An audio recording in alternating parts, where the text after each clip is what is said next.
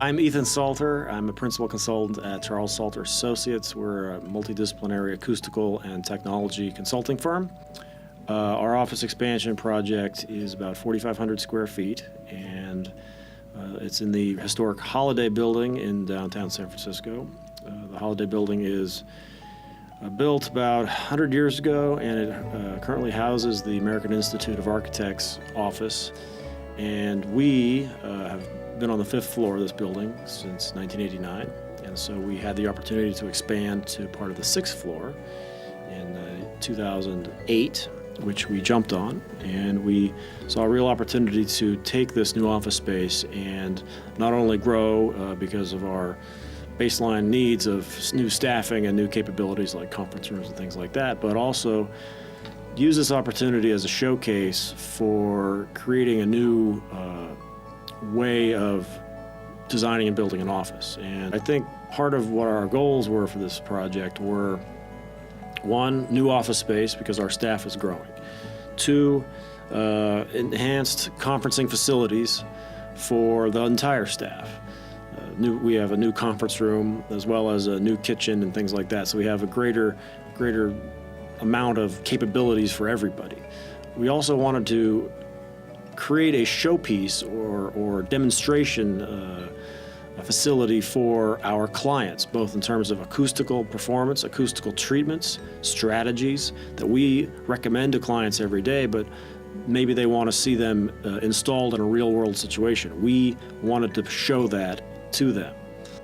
We use the LEED rating system as our guiding principles. LEED is Leadership in Energy and Environmental Design.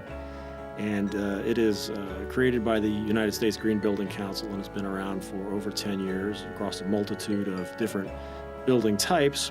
This is a commercial interior project, obviously, so LEED CI, that was the rating system we were hoping to achieve. And the office itself was exactly that before we moved in, an office. It had some private offices around the perimeter and open plan in the interior, and we thought that'll work for us. So we kept all the partitions in the office intact, for the most part, and then sought to build on what was there before. One of the tenets of LEED is materials conservation and materials usage, and trying to not be wasteful in specifying new materials or getting rid of old materials that have been taken away from your construction or demolition projects.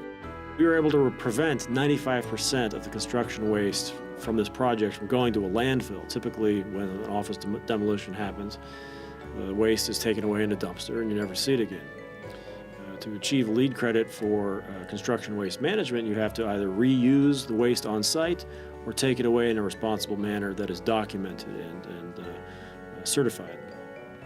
So in a specific case, we demounted the gypsum board from the existing partitions. We didn't take a sledgehammer, we cut it out very carefully, and we reused those pieces of gypsum board to acoustically augment the existing walls that we did keep. So rather than the walls stopping at the ceiling height as they did before, we extended them all the way up to the deck, the concrete deck above, thus making them acoustically superior to the partial height walls that currently existed. This has improvement effects for speech privacy and sound isolation. So in our office, we tried to use a lot of innovative acoustical materials that were also environmentally benign.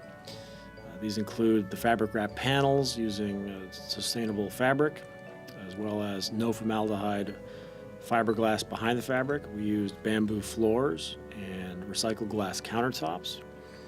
In addition to those, we had stretched fabric ceilings in a lot of the project, and those had, of course, fiberglass behind them that was no formaldehyde fiberglass. The perimeter of the office ceilings have FSC certified wood, but that also serves double duty as an acoustical element as well. The walls are a perforated wood product called Decoustics Solo, and those are FSC certified components as well. And finally, we have cork flooring, which is a rapidly renewable material, in the reception area. We bought carpet that was so well manufactured and so environmentally benign that we achieved greater than the requirements for carpeting in the rest of the project, and therefore got another credit. Indoor environmental quality, I think, is a very important part of LEED. We had to install a new air handler supplying fresh air to the whole floor. The old system was 1950s vintage, and it was one speed, constant volume, loud, inefficient, wasteful. We replaced it with a state-of-the-art variable speed air handler that provided a greater amount of outside air, which leading to air quality improvements, as well as the opportunity to change the air handler's usage based on load. Is the place empty? Is it full of people? We can now alter the amount of fresh air and the amount of air recirculated as needed, thus saving ourselves a lot of energy.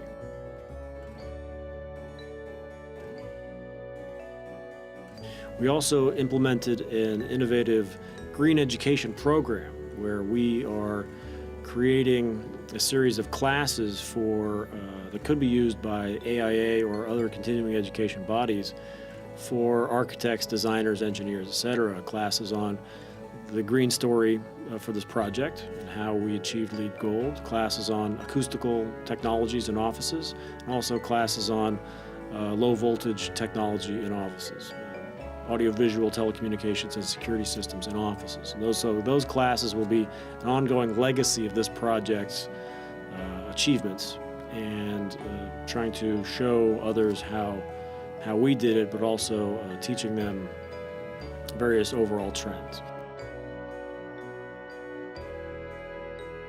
The office has been occupied for a couple of years now, but the documentation process continues. We really dug into what the documentation required. I think one of the trends that we've seen, we've been kind of at this turning point or inflection point with respect to LEED adoption, related to LEED certification, anything you may want to know as a person trying to get LEED certified for your project. So in addition to that, us and the rest of the design and construction team were not as savvy as we are now. I think one of the main takeaways from this is, in addition to a great place to work for my colleagues up here, is that we learned a lot about the process itself. Our contractor now knows a lot about building a LEED project. Our mechanical engineer knows how to do LEED-related energy conserving systems, and we know how to design and build a project that is LEED certified. Oftentimes, as specialty consultants, we don't have the insight that the rest of the team has, or perhaps the architect or the building owner might have, in sustainable sites, energy management, indoor environmental quality. We had a great opportunity to look at all those things because we're the owners, we're the occupants.